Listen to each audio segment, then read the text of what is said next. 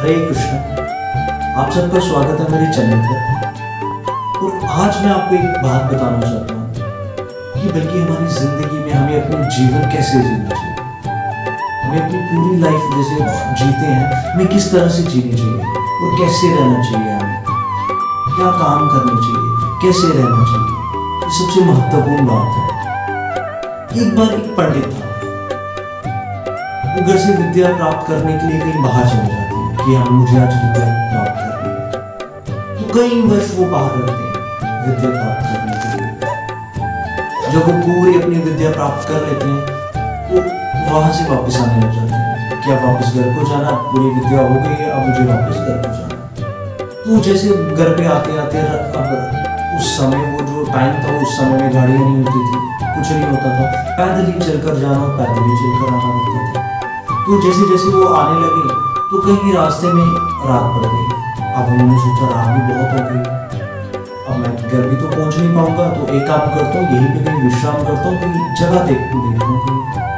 तो आगे पीछे देखने लगे उनको कोई जगह नहीं मिली। तो आगे उन्होंने देखा एक ढाबा था छोटा सा, किसी का वो बंद था, लेकिन वहाँ पे वो तंदूर बाहर लगाया था जिसमें वो रोटियाँ वगैरह बनाते हैं। तो वो तंदूर था वहाँ पे लगा हुआ। तो उन्होंने देखा तंदूर, ढाबा तो बंद हो गया हुआ, लेकिन तंदूर वहाँ पे चल रहा था, क्योंकि वो जाते समय उन्होंने तंदूर को छोड़ दिया हुआ। तो उन्होंने कहा चलो आज की रात में तंदूर के पास, थोड़ा ठंड भी बहुत है, तो चलो मैं यहाँ पे थोड़ा अपना सेक भी लेता हूँ, आग वगैरह सेक लेता हूँ। तो बस वहाँ पे इंतजार करने लगे। अब इंतजार करते करते वहाँ पे जब बैठे, अब वो सोचने लगे कि कुछ खाया भी नहीं है, अब क्या किया जाए। तो वो सोच पड़ गए और वो आगे पीछे जब देखने लगे तो उनको एक वहां पे घर नजर आया। पर उस घर में वैश्या रहती थी, एक वैश्या थी और उसकी बेटी थी। तो जब वो पंडित ने देखा कि अच्छा वो घर है, तो पंडित ने सोचा क्यों ना मैं एक बार वहां पे जाऊं, उनसे पूछूं, तो आज की रात में उन्हीं के घर गुजार लेता हूं, सुबह होगी निकल लूंगा। तो पंडित जी उठे, चल पड़े उनके घर। तो जैसे वैश्या के घर पे पहुंचे तो दरवाजा खटखटाया। तो इतने में वैश्या बाहर आती। तो जैसे वैश्या ने देखा तो पंडित जी ने प्रणाम किया, प्रणाम आते। तो वैश्या ने भी प्रणाम किया आगे से। तो वैश्या ने पूछा आइए पंडित जी बताइए आप हमारे घर। तो पंडित जी आगे से बोलते हे माते, मेरे को सिर्फ रुकने के लिए आज रात को मैं बाहर से आया था, मैं जा रहा था कहीं पे जाना है, नजदीक गांव में आगे जाना है, लेकिन मुझे रात बहुत हो गई है, तो मुझे सिर्फ आज का दिन यहाँ पे रात को गुजारना है। तो वैश्या हंसने लगी। वैश्या कहती कोई बात नहीं, आप रुक सकते हो हमारे यहाँ पे। अब पंडित वहां पे रुक गया, लेकिन पंडित को नहीं पता था वो वैश्या थी। लेकिन जब वहां पे बैठे फिर वैश्या ने बताया पंडित जी आप हमारे घर से कुछ खाएंगे या पिएंगे। पंडित जी ने पूछा हाँ क्यों नहीं, लेकिन वैश्य ने बोला कि पंडित जी मैं आपको एक बात बता दूं, मैं वैश्य हूँ। तो पंडित जी मन ही मन में सोचने लगे अब क्या करूं, जा भी नहीं सकता, रुक भी नहीं सकता, अब क्या करूं। लेकिन फिर भी पंडित जी बोलते कोई बात नहीं, मैं यहीं पे आज की रात में यहीं पे विश्राम। बस वहां पे बैठे थोड़ा टाइम गुजरा तो वहां पे अचानक गांव से चिल्लाने की आवाज आती है, जोर से शोर पड़ने लग गया, जोर से। तो वहां पे पता चलता है वैश्या जब देखती है, वैश्या अपनी बेटी को बोलती है कि बेटी क्या हुआ है। तो बेटी आगे से जवाब क्या देती है कि वहां पे सुना है कि किसी का देहांत हो गया। तो वैश्या जब देखती है तो वैश्या अपनी बेटी को आवाज लगा के बोलती है जा वहां पे देखे तो आप कि वो स्वर्ग में गए या नरक में गए। तो इतनी बात पंडित ने सुनी, पंडित का सर चकरा गया। पंडित ये सोचने लगा कि ऐसी कौन सी विद्या है, अभी तक मैं सारी विद्या पूरी करके आया, कोई विद्या बची ही नहीं है, लेकिन फिर भी ये कौन सी विद्या जो मुझे नहीं अभी तक आई, जिससे ये पता चले कि कोई मरने के बाद स्वर्ग में गया या नरक में गया। पंडित बहुत हैरान हो गया, सोच में डूब गया। जब वैश्या की बेटी उस गांव में गई तो जब वहां से वापस आई तो उसने अपनी माँ को कहा माता, तो माता ने आगे से बेटी से पूछा कि वो नरक में गए या स्वर्ग में गए? तो आगे से बेटी ने जवाब दिया कि माँ ये नरक में गए। अच्छा, लेकिन वहां पे पंडित सब कुछ सुन रहा था, लेकिन पंडित बहुत आश्चर्य हो गया कि यही सब कैसे हो गया, ये कौन सी विद्या जो मुझे नहीं मिली, मैंने तो सारी विद्या प्राप्त की है। और पंडित के मन में खलबली मच गई। और पंडित ये सोचने लगा कि मुझे ये विद्या चाहिए, जैसे मर्जी ये चाहिए ही चाहिए। उसने कहा जब सुबह होगी तो मैं जरूर पूछूंगा उनसे। थोड़ी देर में, इतनी देर वहां से वो दोबारा सुबह हो गया। तो वैश्य ने दोबारा अपनी बेटी को भेजा कि जा बेटी देख के आ ये क्या हुआ। तो बेटी जब देखने गई वहां पे, तो बेटी कहती कि कोई और एक और का देहांत हो गया। तो माँ बोलती है बेटी जा देख ये नरक में गया या स्वर्ग में गया। तो इतने दिन में बेटी जब वहां से वापस आती है तो वैश्य आगे पूछती है कि बेटी कहाँ पे गया। तो आगे से उसकी बेटी बोलती है कि माँ ये वाला स्वर्ग में गया।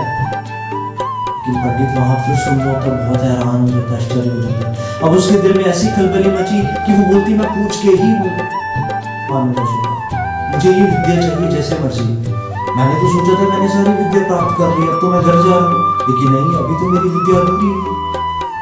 अब जैसे सुबह हुआ, पंडित जी उठे, नहाया धोया, नहा धोया, और पंडित जी ने जाती माता को प्रणाम किया। प्रणाम आते माता ने भी प्रणाम किया।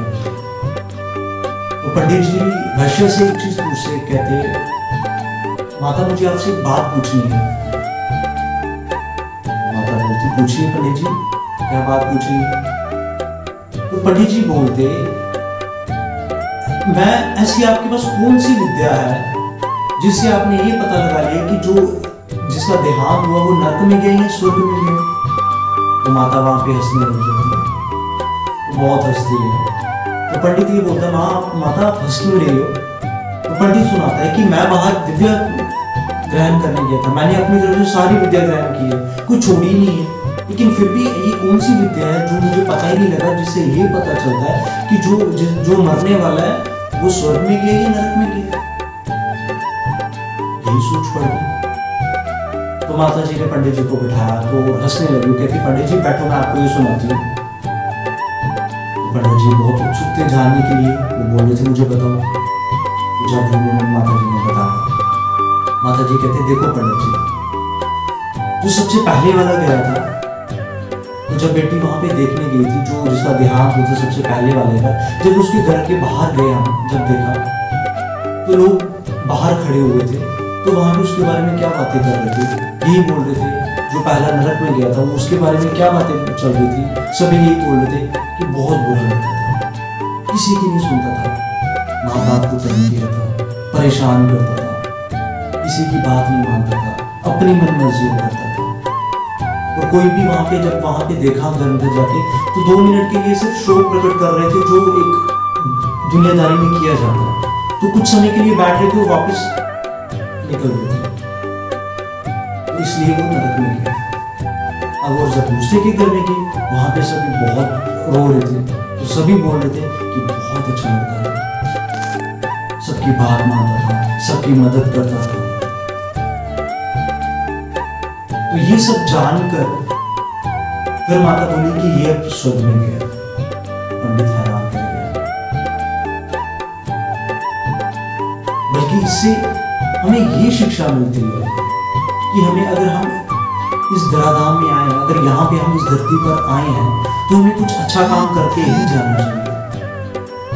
बल्कि हमें ठगियां, चोरियां, कुछ भी ऐसा काम नहीं करना चाहिए, और बल्कि ऐसा काम कभी ना करें जिससे हमारे माता पिता का सिर शर्म से झुक जाए। बल्कि हमें अच्छे काम करने चाहिए, सबकी मदद करनी चाहिए, कुछ भी ऐसा नहीं करना चाहिए। भगवान का जप करो, नाम लो भगवान का, हरे कृष्ण महामंत्र का जाप करो, हरे कृष्णा कृष्णा कृष्णा हरे हरे, हरे राम राम राम हरे। बस यही हरि नाम अक्सर हरे राम हरे राम एव केवल करो नास्ते नास्ते नास्ते जीवन। केवल हरि नाम ही इस जीवन का भवसागर पार करने का एकमात्र उपाय है। और आपको हर समय सिर्फ हरे कृष्ण महामंत्र का जाप करना, उठते बैठते सोते जागते आप कुछ भी काम कर रहे हो। भगवान ये नहीं बोल रहे कि आप बाकी काम छोड़ दो, भगवान बोले बाकी काम भी करो, लेकिन मुझे भी याद रखो, इस मंत्र का जाप करो। और जैसे आजकल महामारी फैल रही है, सबको यही बोलूंगा कि आप सब भी घर पर रहो, बाहर मत जाओ, बाहर मत निकलो। कोई जरूरी काम है तो ही बाहर जाओ। इसलिए हमेशा अच्छा काम ही करना है, जिससे अपने माँ बाप का सर शान से उठ जाओ, वो गर्व से कहें कि ये हमारा बेटा है। वो छोटे छोटे हमारा जो योग है वो गलत रास्तों की तरफ जा रहे हैं, यहाँ पे नहीं जाना चाहिए। अब ज्यादा समय नहीं लूंगा, सबको यही बोलूंगा कि एक बार अपने घर पे बैठ के भगवान का नाम लीजिए। जैसी भी जो भी परिस्थिति है, जैसे भी आप याद करते हो, आप भगवान को याद कीजिए। भगवान को हमेशा अपने दिल में बसा के रखो और उनको याद करो। हरे कृष्ण महामंत्र का जाप करो। हरे कृष्णा कृष्णा कृष्णा हरे हरे, हरे राम राम राम हरे हरे। अब अगली बार मैं फिर आऊंगा कोई बहुत अच्छी सी कविता लेकर। तब तक के लिए हरे कृष्ण।